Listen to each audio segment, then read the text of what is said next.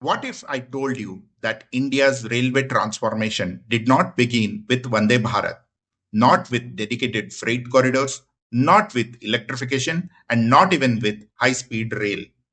The biggest railway revolution in independent India began quietly in 1992, a project so massive that most of the people have never heard of it. Yet, without it, modern Indian railways simply would not exist. This is the story of Project Unigauge, the largest railway standardization program ever undertaken by a nation. A project that eliminated hundreds of bottlenecks, unified an entire country under one railway gauge, and laid the foundation for everything we see today. At independence in 1947, Indian Railways was not one railway network. It was actually three different railway systems operating side by side. Broad gauge, which was 1676 millimeter, then meter gauge, which was 1000 millimeter, and narrow gauge, which was 762 millimeter and 610 millimeter. This created a massive operational nightmare. More than 200 locations across the country had what railway engineers called gauge break. Now let's take a history lesson to understand why India ended up with three different railway gauges in the first place.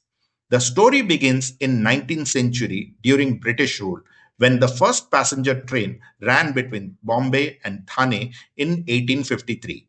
Railway planning in India was still experimental. The British engineer Lord Dalhousie, often called as the father of Indian railways, strongly advocated a wider gauge. In 1850, he recommended the broad gauge. His reasoning was simple. India would eventually carry huge passenger volume and heavy freight trains. This also included the military traffic across long distances. A wider gauge would provide better stability, higher speed, greater hauling capacity, and larger locomotive and coaches. Thus, the trunk route connecting major cities such as Bombay, Calcutta, Madras, and Delhi were built using broad gauge. However, by 1870, British administration faced a new challenge. Building broad gauge railways was expensive. Many regions had low population density and limited commercial activity. Colonial administrator began asking, why spend so much money on railway lines in areas that may never generate enough traffic? As a cost saving measure, they introduced meter gauge.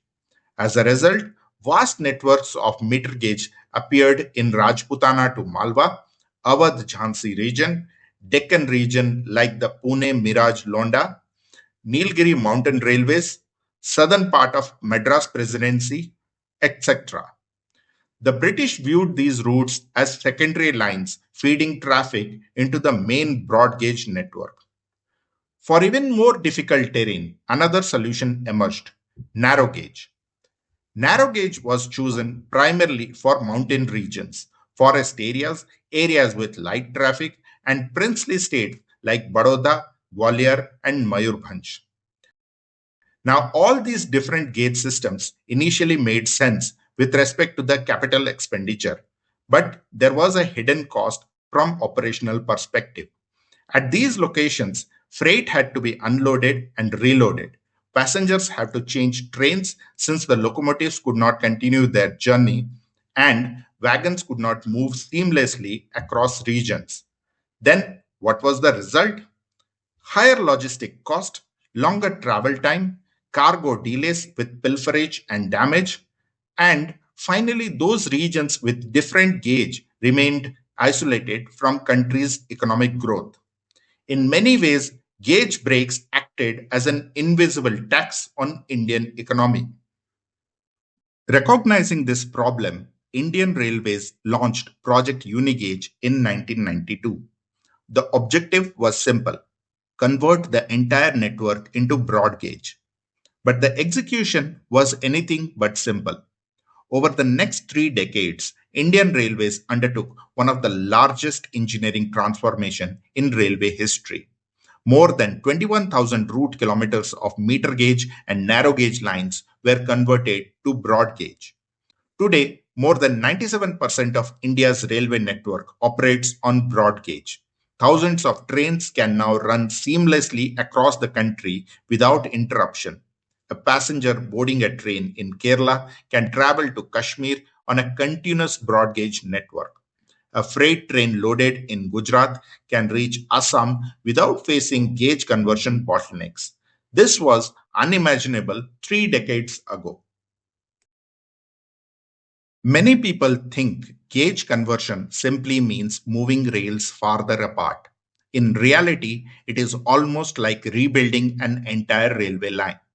Every conversion project required new track formation, heavier rails, new sleepers, stronger bridges, wider tunnels, platform reconstruction, signal modifications, electrification compatibility, and procurement of new rolling stock. In mountainous region, entire alignments have to be redesigned. Bridges originally built for lighter meter gauge trains have to be strengthened to carry heavy broad gauge freight traffic.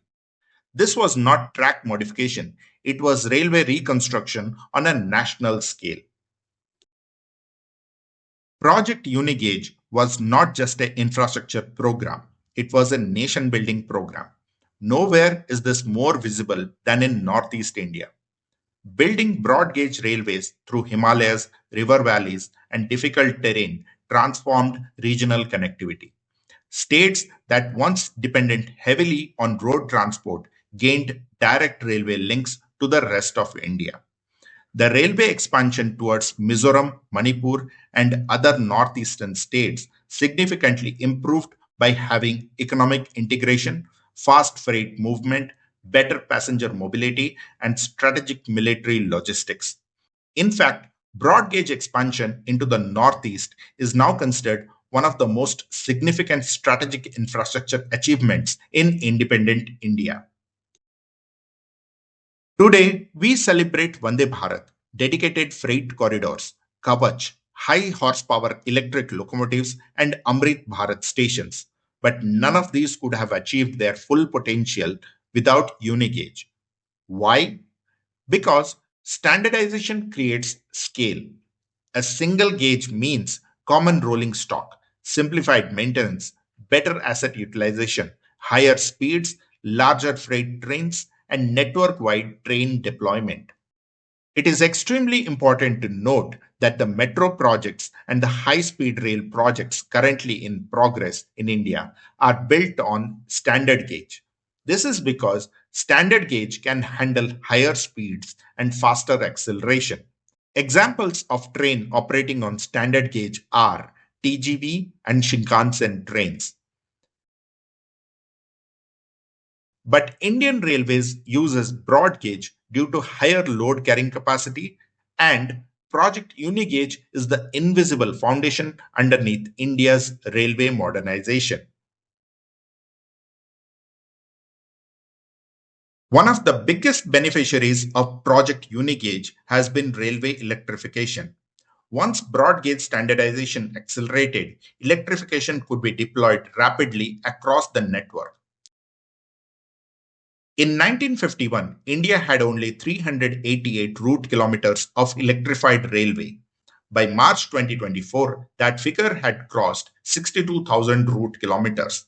As of late 2025, Indian Railways have electrified over 99% of its broad gauge network, covering approximately 69,400 route kilometers.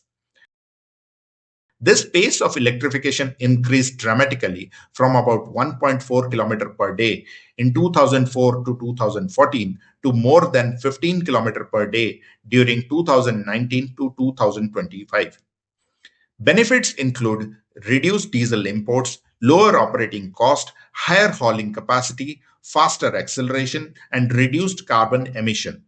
Indian Railways have reduced diesel consumption by more than 60% compared to 2016-17 levels due to electrification.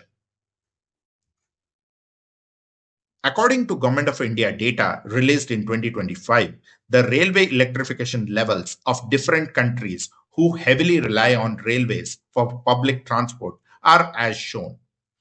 India now operates one of the world's largest electrified railway networks. More importantly, it achieved this transformation at a pace rarely seen anywhere in the world. The combination of uni-gauge and electrification has fundamentally reshaped India's transportation backbone. When people talk about India's railway transformation, they often focus on what is visible, which is the trains, the stations, or the technology. But great infrastructure is often invisible. Project Unigauge did not create headlines, it created foundations. It quietly removed barriers that had existed for over a century. It unified a fragmented railway network and it enabled every major railway modernization program that had followed. One nation, one gauge, one railway network, and perhaps one of the greatest infrastructure achievements in the modern India. Thanks for watching. Please like, comment, and subscribe to Search Pulse. We'll see you in the next one.